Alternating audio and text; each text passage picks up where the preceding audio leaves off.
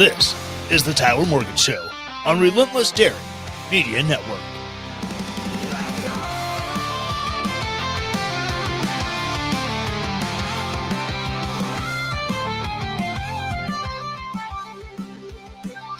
Welcome to the land of bourbon and bad decisions, where the nights are long and the truth cuts deep. Voices rise against the tide with clear intentions in the place where freedom never sleeps.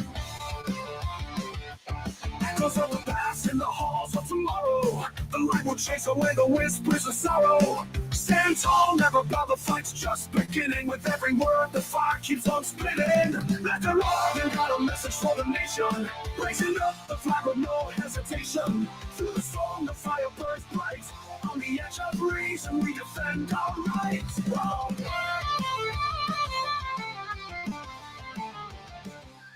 Welcome back to the land of bourbon and bad decisions. This is the Tyler Morgan Show, live on twitch.tv/Tyler Morgan Show. And for tonight only, live on youtube.com/@the Tyler Morgan Show, and live on X @Fake Tyler Morgan. If you're also check this out on podcast, there's always, wherever you find podcasts, look for the Tyler Morgan Show on Apple, iTunes, pretty much anything Amazon has their fingers in, Audible, Amazon Music, all that, and iHeart. Wherever you can find podcasts, you can probably find my show. So check it out there. Be sure to subscribe, rate, review, and all that happy stuff. Join me when I regularly decide to do this on Saturday nights on the twitch.tv/Tyler Morgan. That's where you can find me hanging out. So thank you for joining me. Before I get into all the craziness of things that are, let me talk to you about coffee. Yes, I know. So Atlanta Bourbon and Bad Decisions. I've got a shelf of bourbons and a bottle of tequila hiding up there, but also a fan of coffee. Coffee is the drink that gets me through the day. And normally at work, I am subjected to absolute total swill. But when I go home, I go to AmericanPrideRoasters.com, and that's where I get my coffee for the house. They have a great selection of coffees that are perfectly blended and roasted, ground, and shipped to you. And you're supporting a small business that has done an amazing job. Having the business shut down for a while after tornado takes out your facility, and then come back and still make great coffee and ship out to people. Absolutely outstanding. I personally recommend the Teddy Roosevelt and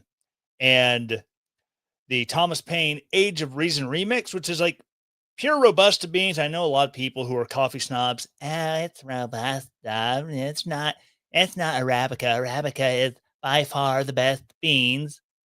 Well, these Robusta beans have an amazing flavor and like double the caffeine of the Arabica, which part of the reason why I like it so much.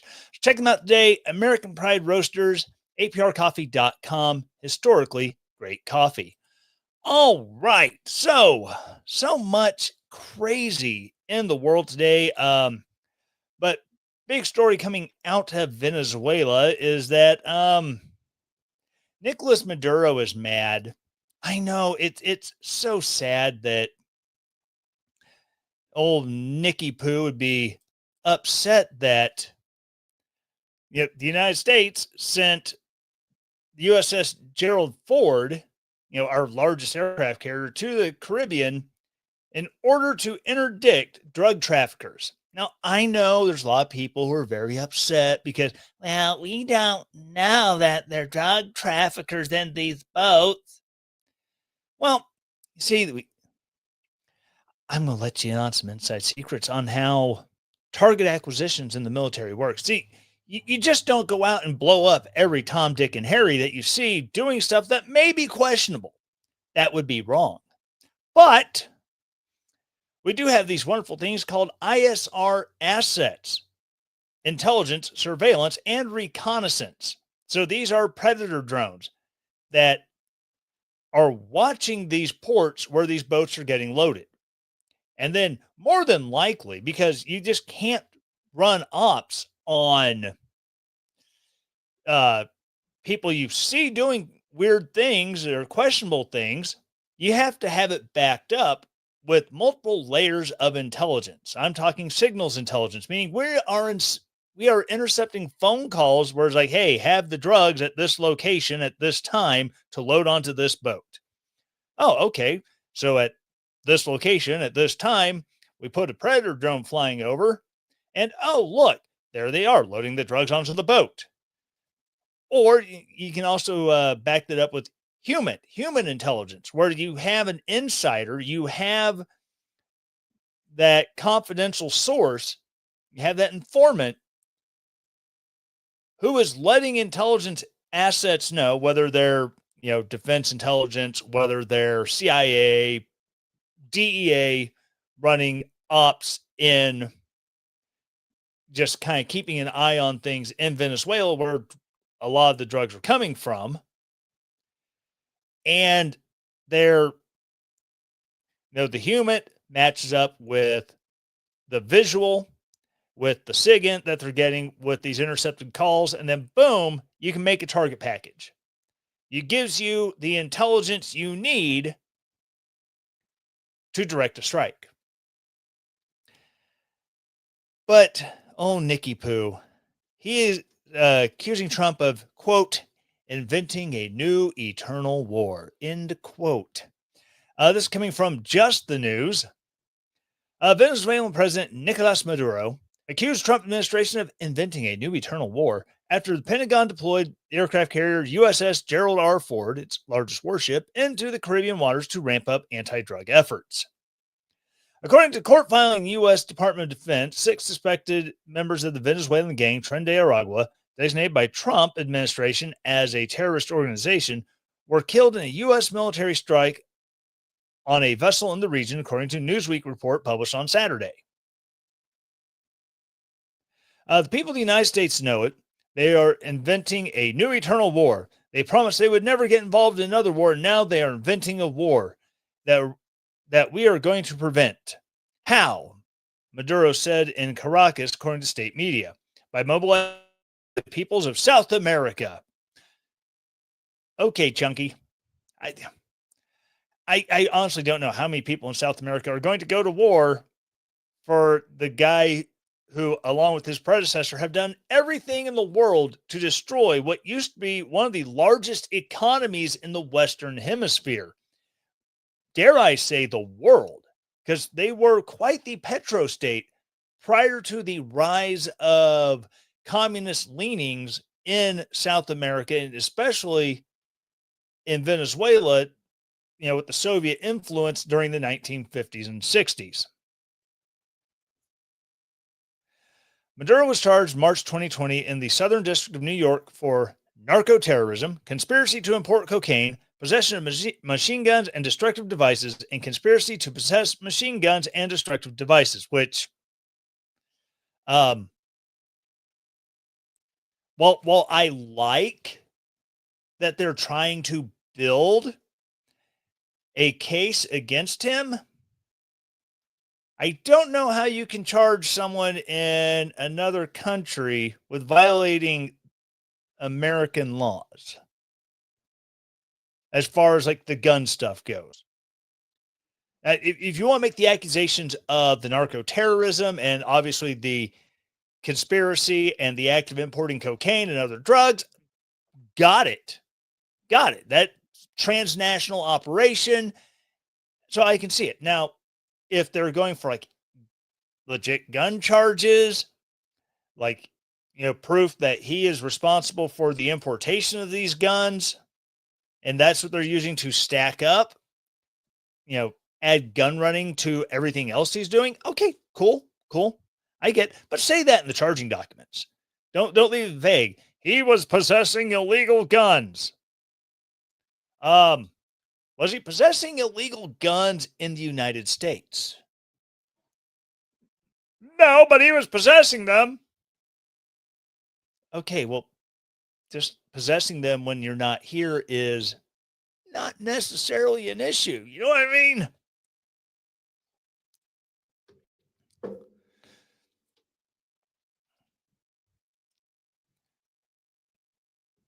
my goodness, so many ads.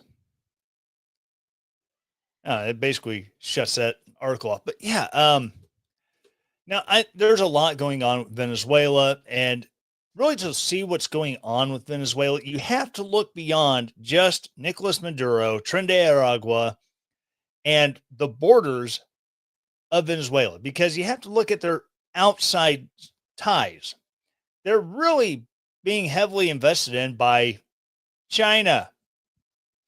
China has a lot to offer. China, this is what China does in developing countries around the world, especially in Africa, where there's a lot of mineral resources, diamonds, oil, um, rare earth elements that can be mined.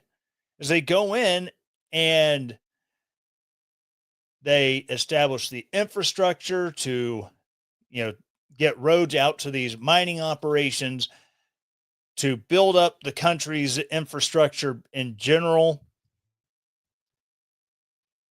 But it comes at a price. They're not doing it out of the goodness of their little commie hearts. They're doing it with some pretty stiff strings being attached to it. And with all of that, they use it to take control of the country. That's what all these belt and road initiatives are about. Just being able to, you know, spread your spread your influence into countries that are impoverished, and then, you know, set an interest rate because, well, we're not going to do this for free. You're going to have to pay us back. And then kind of like the whole ARM mortgages, the adjustable rate mortgages. I know ARM mortgages. That's one of those redundancies like PIN number, ATM machine. But eventually they start raising the interest rates up. Well, you're going to have to pay us back more. You're going to have to pay us back more. Going to have to pay us back more. And then when these countries can no longer pay back their debts, they just come in and say, "Oh, well, we're going to have to take collateral now," and then they start taking charge of these industries they've helped build up. It's no longer the Democratic People's Republic of the Congo running these mines, running these oil fields. Now it becomes the Chinese Communist Party. And that's basically what's happening with Chinese investments in Venezuela, because Venezuela still relies on the export of oil, even though they don't export near what they used to prior to Hugo Chavez taking over the or nationalizing Citgo and making it into, a nationalized oil industry. But that's still where they get a lot of their money besides just drugs. And there's also agriculture. So you're going to end up with China running the beef industry in Venezuela. You're going to see a lot of Chinese vaqueros in Argentina. Wrong South American country.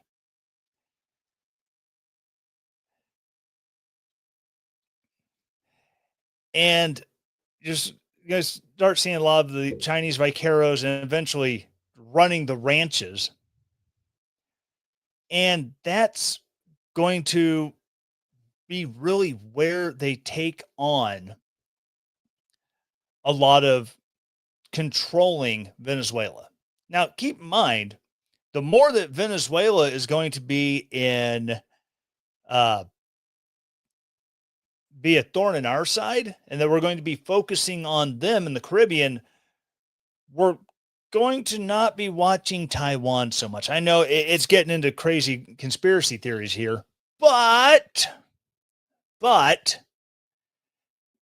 this is a classic move through history where, well, if we can get our enemy to focus over here, that means we can attack over there.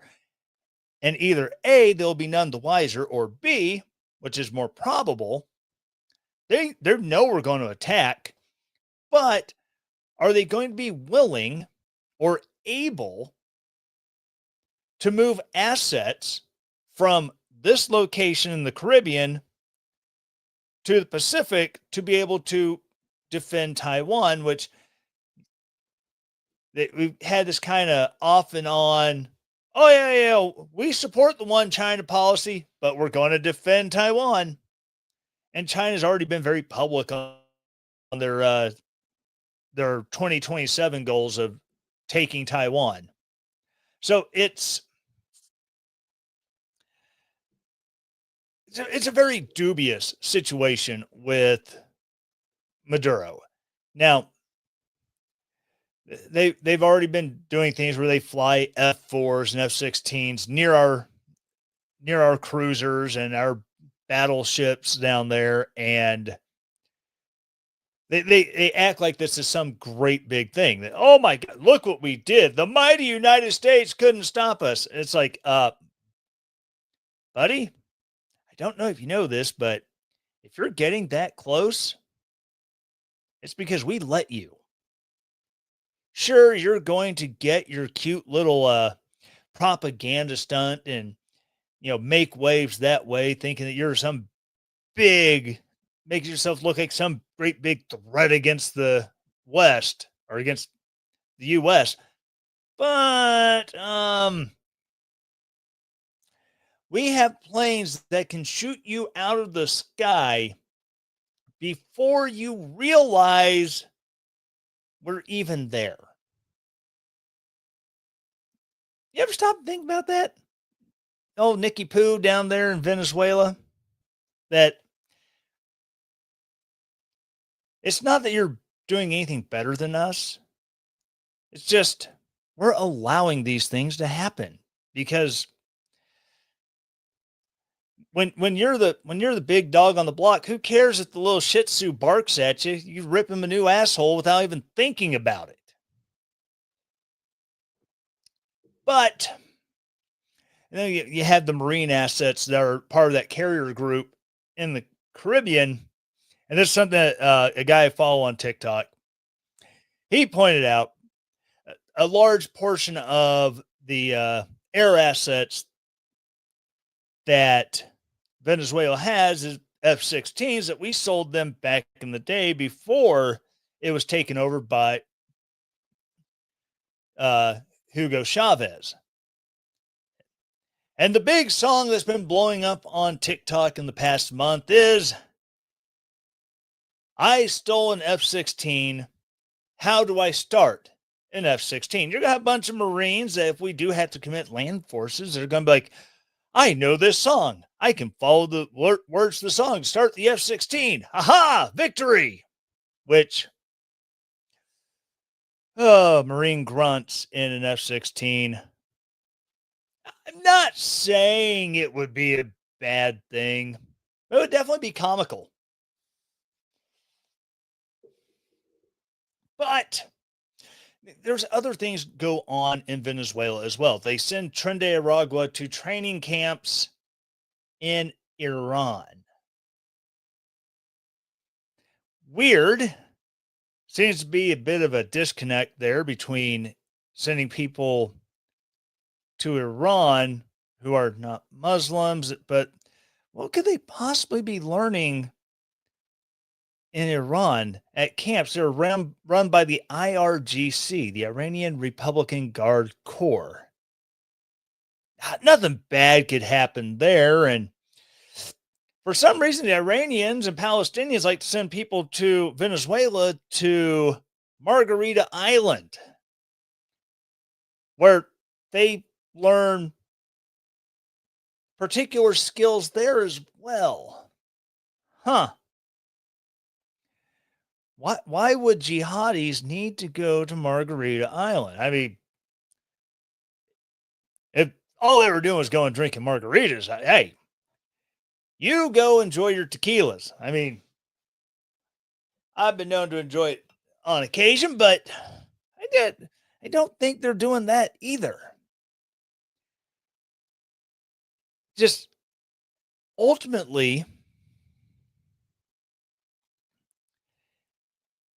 there's a lot of international things going on besides simply smuggling drugs. Now, if this is leading to a way to break up funding for some of these back and forth trips between Trinidad, Aragua, and Iran, and vice versa, Iran to Venezuela, and maybe showing the Chinese that, hey, we're not going to screw around. We're just going to go straight. We're just going to go straight to find out mode. I mean, I'm fine with that. It's a show of strength, and people are all but hurt because Trump said that I don't need congressional authority. Technically, with the War Powers Act that they signed, them years ago, he just has to give notification within 48 hours. I went over this several weeks ago when we first started dropping hellfires on boats in the Caribbean. But, it's they gave the president the powers that he could, without Congress declaring war, he could do this. Now, don't get me wrong. I'm all about flexing our military might. But if President Trump were to use those War Power Acts powers and send troops, send the Marines in to mess crap up on the mainland of Venezuela, and that were to start conflict in which we would be forced to reinforce them and send more troops, I'm not a fan of that. And I say that as someone who has been sent overseas in order to fight a war. Because I'm not necessarily anti-war. I enjoy a good skirmish as much as the next red-blooded infantryman. I'm just hesitant on rushing to failure. We saw what happened in Afghanistan. We said shock and awe. We said shock and awe about Iraq. We had 5 minutes of shock and followed by, that was it? We were hoping it was going to be a glass parking lot. Make it much easier to drive across the desert and get to Baghdad if it's just a big glass parking lot.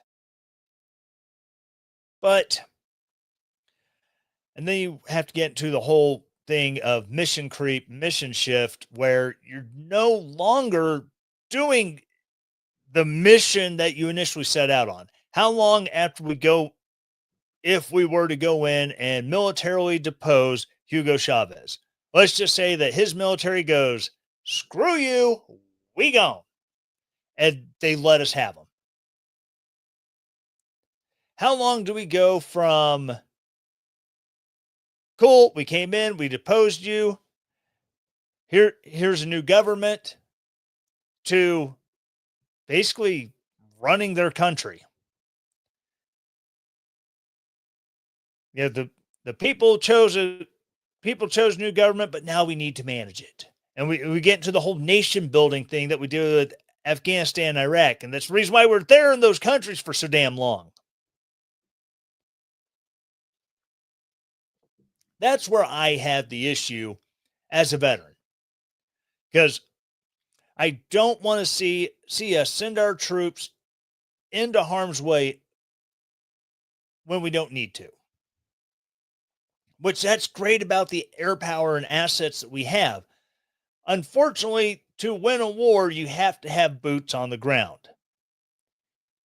And in a state like Venezuela, sure, the military may fold and let us have Maduro. Cool. Awesome.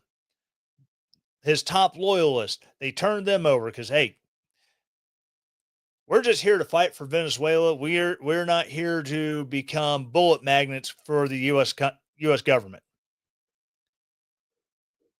But how many of those then go to Trinidad, Aragua, and some of these other places, some of these other groups, or even start their own militias that then start attacking American troops on their soil? That that's the kind of stuff I have questions about. I worry about.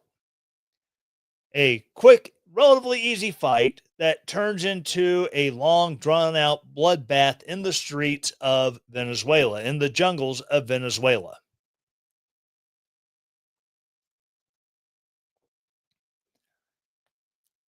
I, so, is Trump starting the next forever war? I hope not. I mean, he has helped facilitate the end of like 8 wars in what, 9 months? Been pretty busy. World leaders saying he should get the Nobel Peace Prize because of the efforts that he has put in to stop wars. I would hate to see that legacy just pissed away because he wants Venezuela to go down so bad, and that he wants to remove that Soviet communist lineage of Maduro and Chavez and those left leaning. Well, we're not going to call ourselves communists, we're not going to call ourselves socialists, but we're going to really act like it, and we're going to create all sorts of class division because of the money that the oil companies are making here in Venezuela. That's where I would love to see all that end. Because as much as people will gravitate towards socialism, communism, anything that is a descendant of Karl Marx and his take on communism, it has not been good. China was forever in the tank, just in the crapper, following the rise of Mao until the 1970s and 80s, for 30 to 40 years following the end of World War II and Mao taking over and forcing Chiang Kai-shek into exile, that it went so horribly bad they had to do a blended economy of, well, we're going to allow capitalism, but it's going to be strongly regulated by the CCP. That way it doesn't get out of hand. We can't have rampant capitalism going on in China.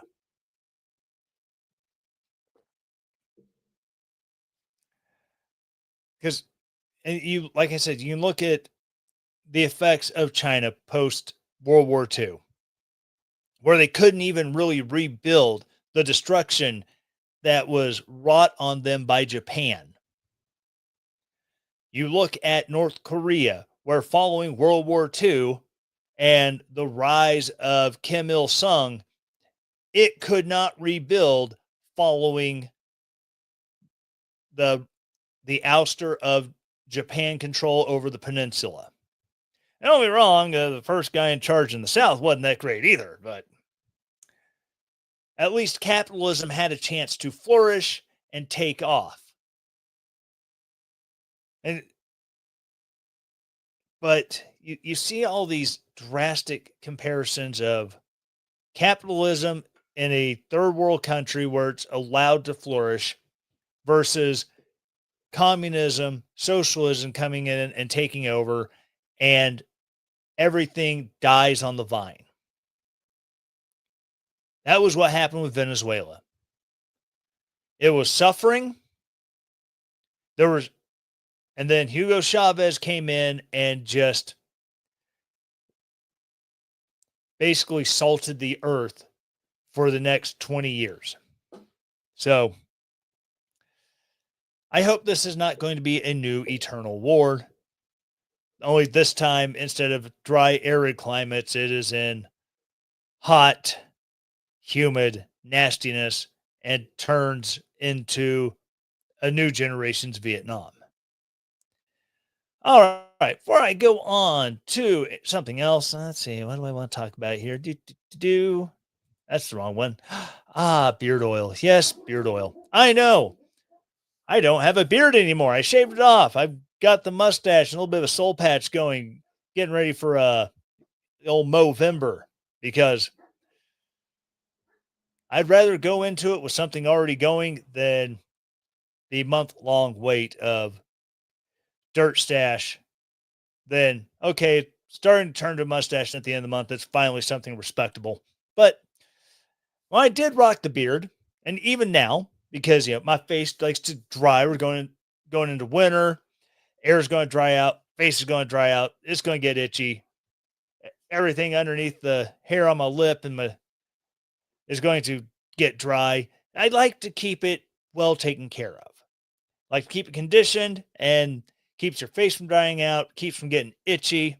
And especially if you're going to go for a beard for No Shave November, just screw it. I'm going to do the full beard.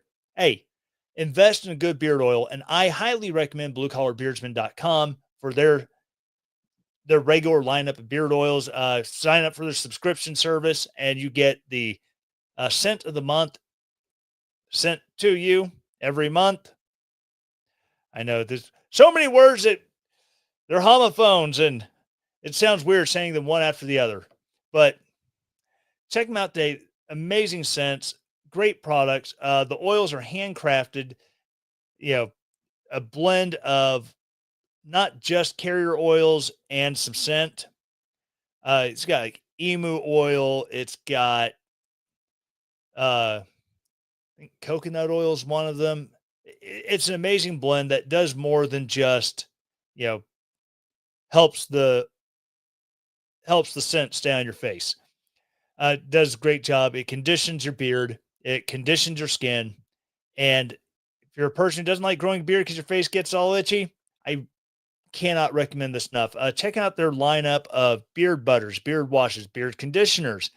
They do have some apparel. They do have combs and to help keep your beard brushed out so it's nice, neat, presentable, and kempt as opposed to unkempt, looking like that big bushy wild man. Check them out today, bluecollarbeardsman.com. Beard oils that work as hard as you do. All right. So the other stories I've got here, I can get to the right place on my phone.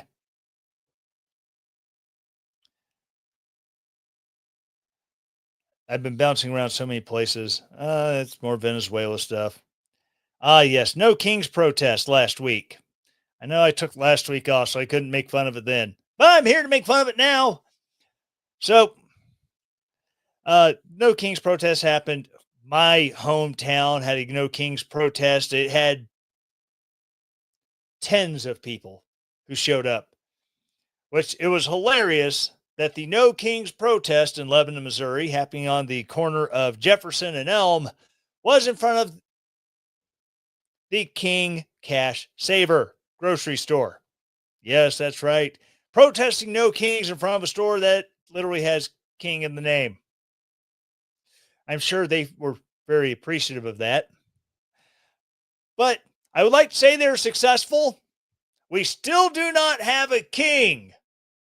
Good job, protesters. This story, Jonathan Alpert says protesters are craving community validation in an era where therapy speak dominates culture. The title of the article is No King's Protests Largely Comprised of People from One Demographic. Experts. And why will my article not scroll?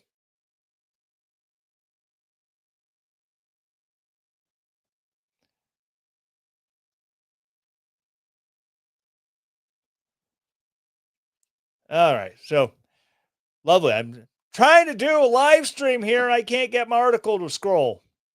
All right. So last weekend's No Kings protest in Washington D.C. Inflatable chickens bobbed above a crowd that, according to demographic research, was made up of mostly educated white women in their 40s.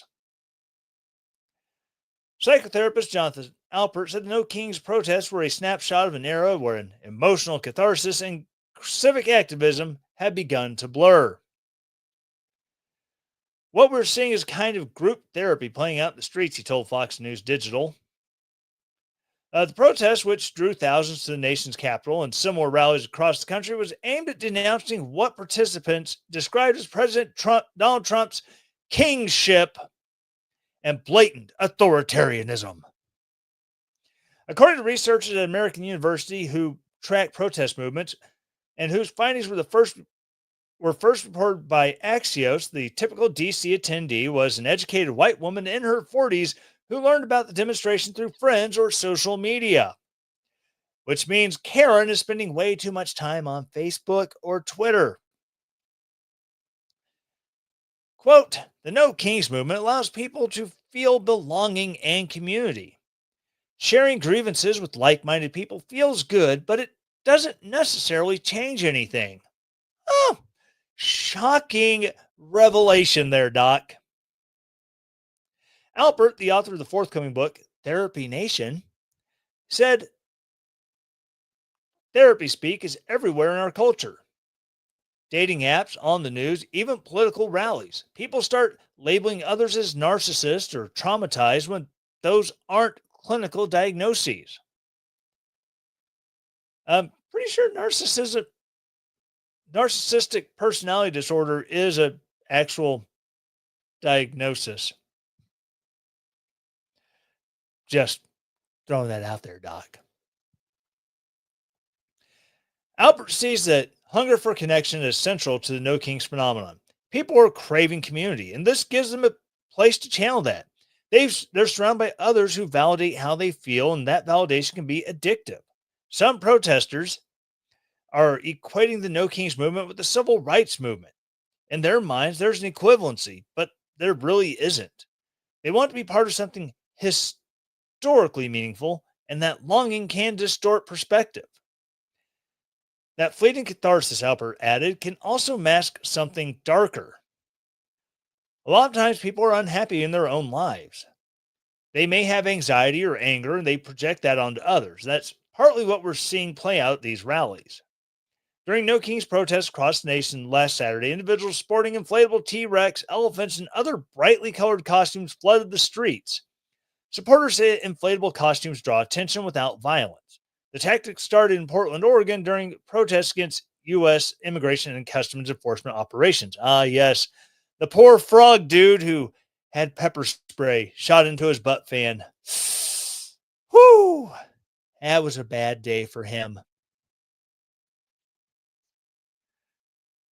They want us to be violent, protester Claudia Schultz, wearing an inflatable pig costume, told Miami Herald.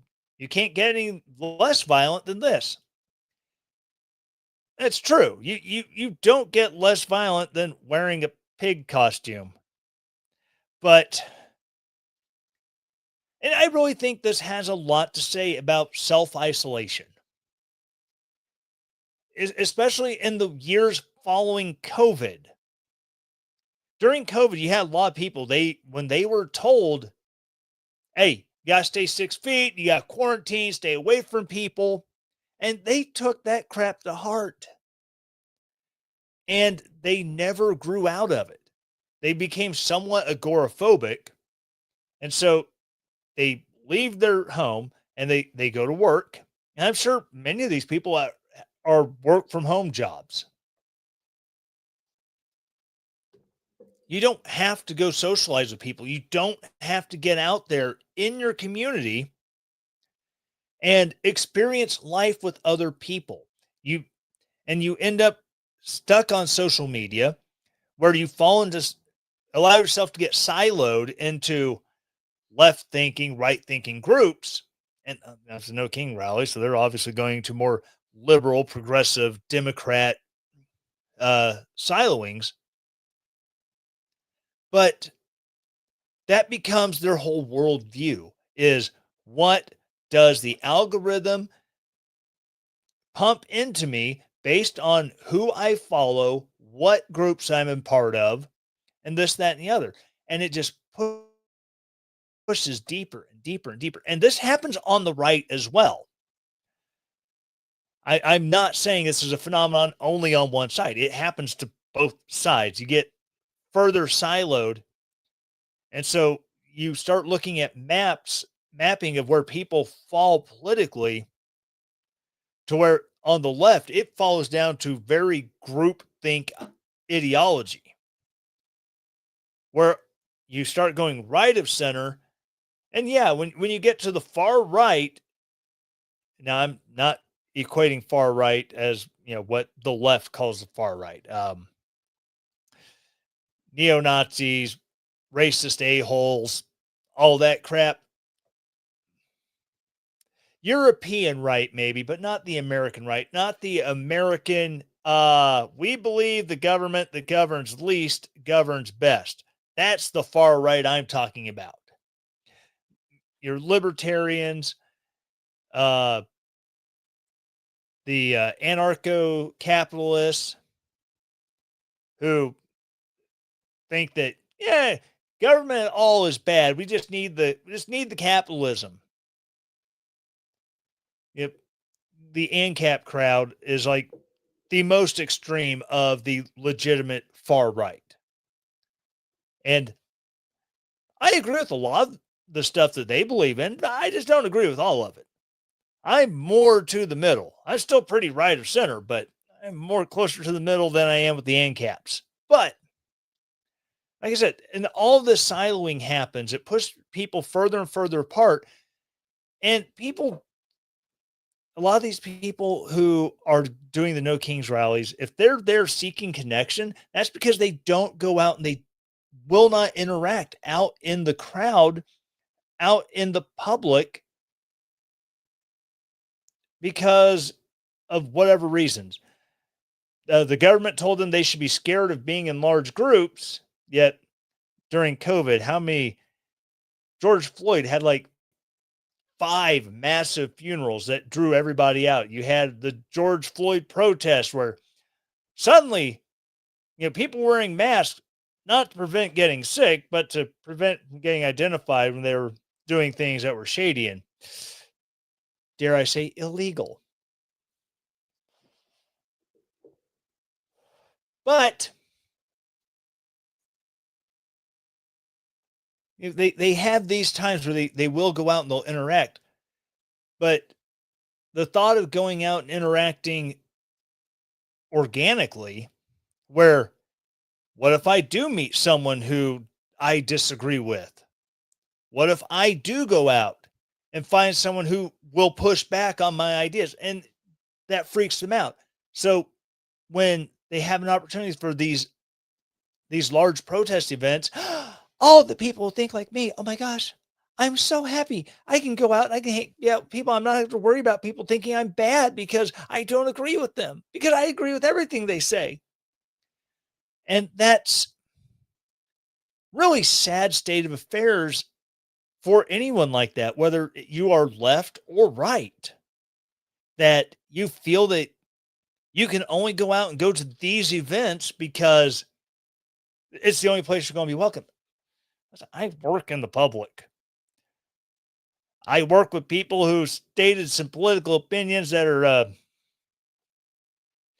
very left of where I'm at. But they're good people. Generally speaking, I think they're good people. I don't agree with them. One of my favorite mutuals on TikTok, Grumpy Old Gay. That's his handle. His name is Tim. He teaches a bunch of community college and night college classes in Houston, Texas. There's a lot of stuff he and I do not agree on. Not limited to, gay lifestyle versus straight lifestyle, but hey, Tim is Tim, and I've officially adopted his self-proclaimed title of being everyone's gay uncle. He is Gunkle Tim to me on TikTok. Follow me on TikTok at Tyler Produces if you'd like to see some of my reactions to Uncle Tim. But he and I don't agree on everything, but we interact. You know, I will critique some of his political opinions. He will push back, but we both do it respectfully.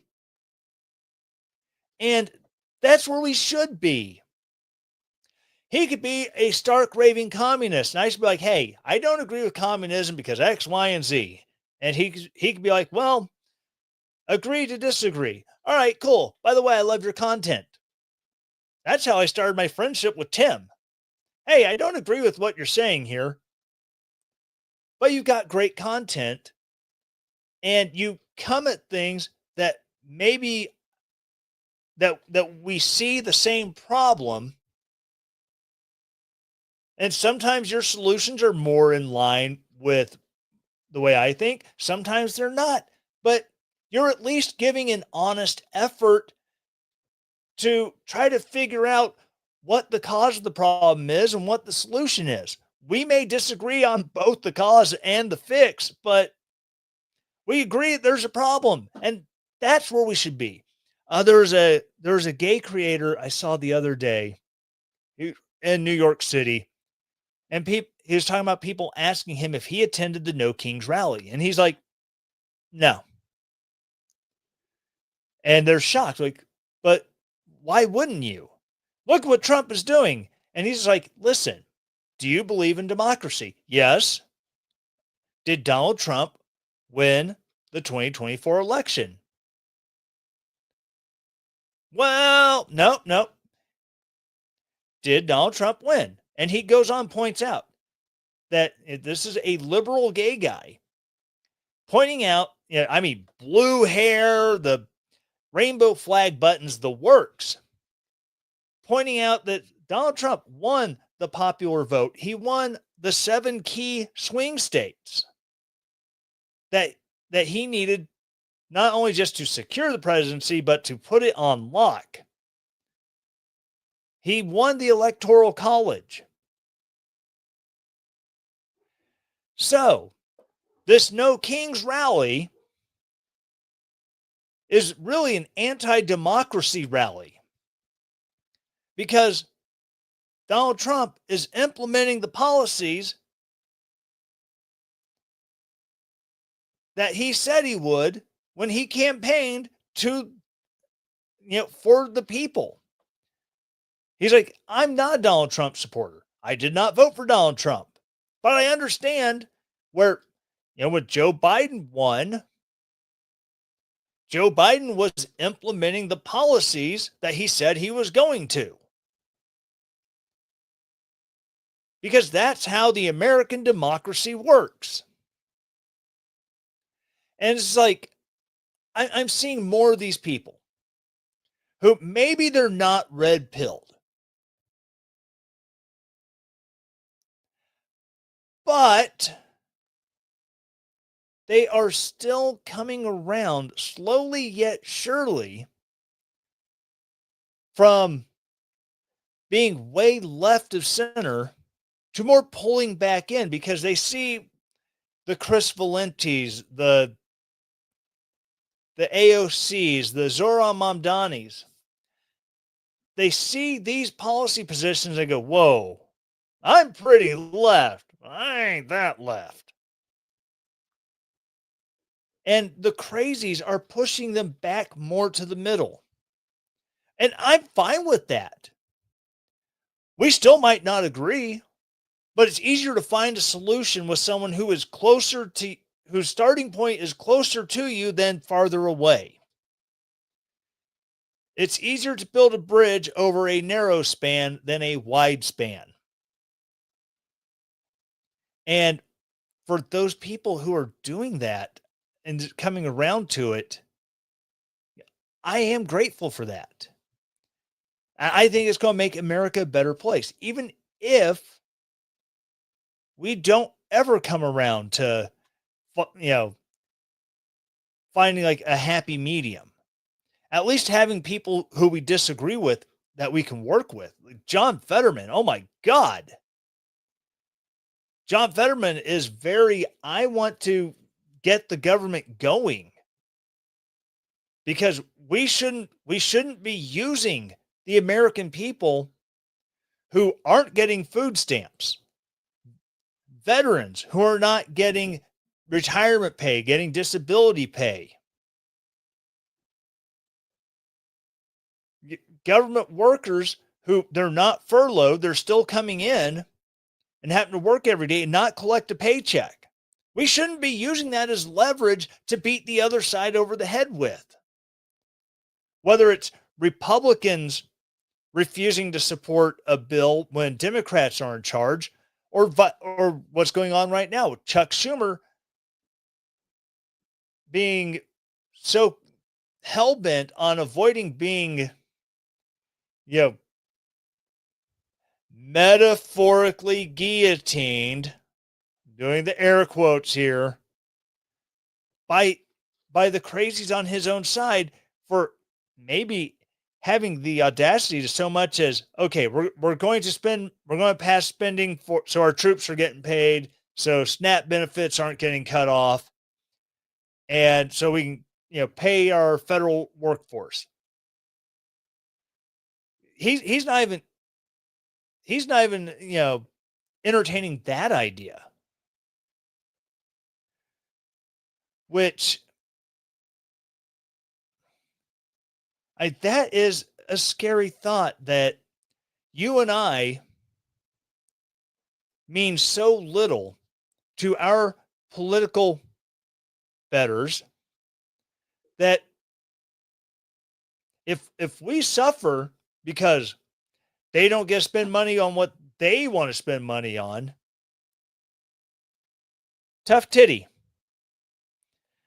Hey, Congress is still getting paid, but what does that matter when the American people, you have some people who truly need and rely on the SNAP benefits for whatever reasons. You have people who have disabilities and cannot work, or disabilities and they can only work so much and they qualify for SNAP benefits. I don't begrudge those people for needing the public assistance, not one bit.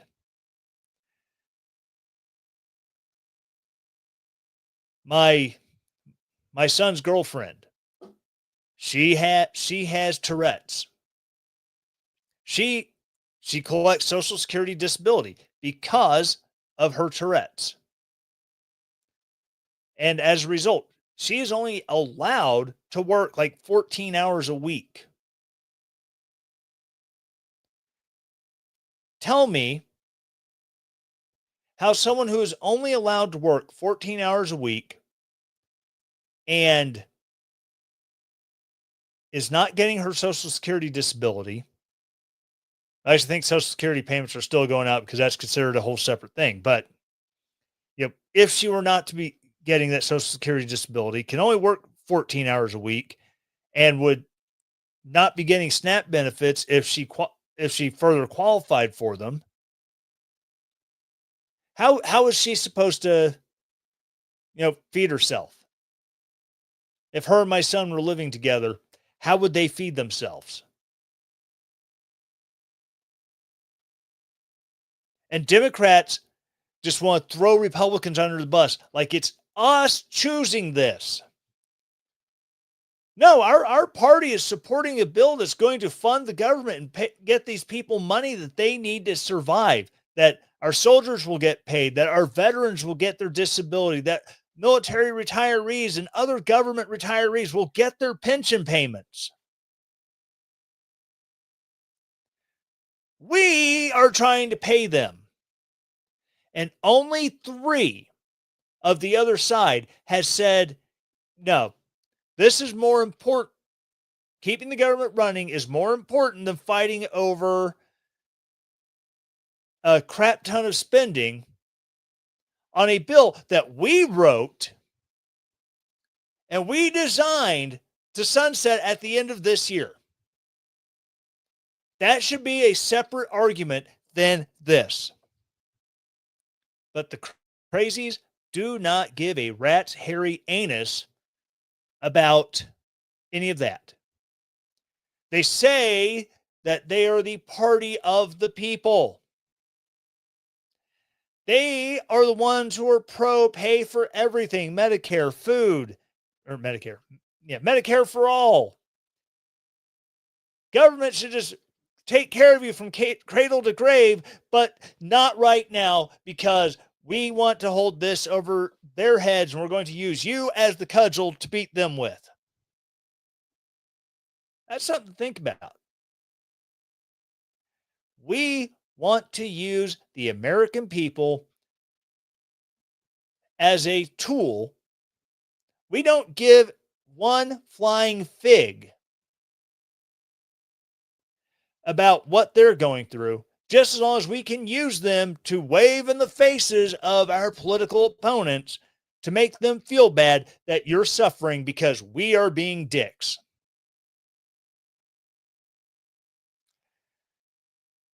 It really says a lot about the Democrat Party and the Democrats in DC and the people that Democrats continue to send to DC. We are in an abusive relationship with our politicians. They beat us 6 ways from Sunday. They tell us that we don't mean anything to them, to our faces, and they turn around, oh, we love you, we're doing all this for you, we're so sorry, it'll never happen again. 5 minutes later it happens again, and we just go, oh, it'll be okay, I forgive you, but if it happens again, we'll have words. And then we never have words because it's just easier to take the abuse and go put on the large oversized sunglasses to cover our black eyes and tell people, oh, I walked into a door. The damnedest thing, man. I tripped over the dog. The door was right there. Weird. It looks exactly the same shape as my congressman's fist, but I tell you, it was an accident. It's ridiculous. And we just keep putting up with it because why? Are we masochists that just, I mean, this is the opinion I've had is, and this goes on for both sides of the party, even more, I'm convinced. We are that girl with daddy issues, and every time a politician comes along, says just the right things, our panties drop, they get in bed with us, and then they move on and never have a thing to say afterwards, and then we're just being all clingy. Well, what are you gonna call her? You come back, or well, if you're not going to be around, you're not going to be around to give me an O again. I won't be done. And then they say the same 2 years later, 6 years later, 4 years later, depending on the politician. They come and they say the right words again, and we drop panties and climb right back into bed with them.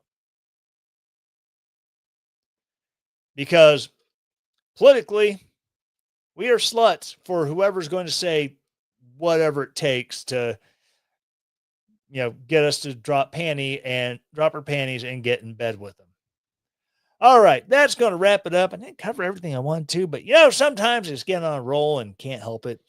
Thanks again for everyone who decided to watch, hang out. If you're again checking this out for the first time, you want to check out the YouTube channel, youtube.com/@the Tyler Morgan Show. Be sure to subscribe, hit the bell for the notification, all that fancy stuff them cool kids do. Smash the bell for notifications. Don't do that silliness. If you're new to this and you want to check it out later on podcast, be sure to check out whichever podcast platform you prefer to use. Be sure to follow or subscribe. Same thing I ask every week. Subscribe, rate, look for 5 stars. I'll accept 4, 3 and below. We need to have a talk.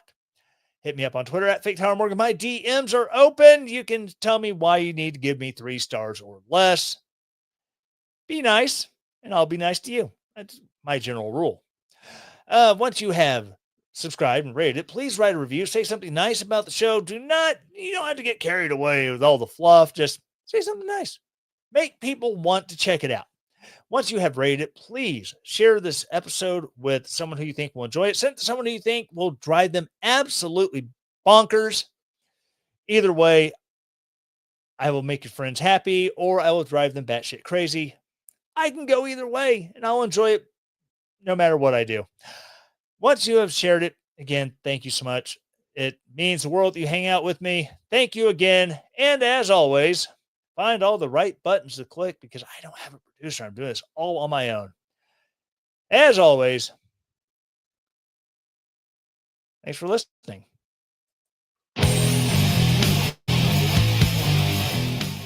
The Tyler Morgan Show is a Relentless Daring media production. The Tyler Morgan Show is supported by its listeners. To support the show, go to ko-fi.com/Tyler Morgan Show to donate there, or relentlessdaring.com and hit the donate button at the top of the page to set up your donation. All music used in the Tyler Morgan Show is used with permission from purpleplanet.com, link in the show notes. 2 Timothy 1:7.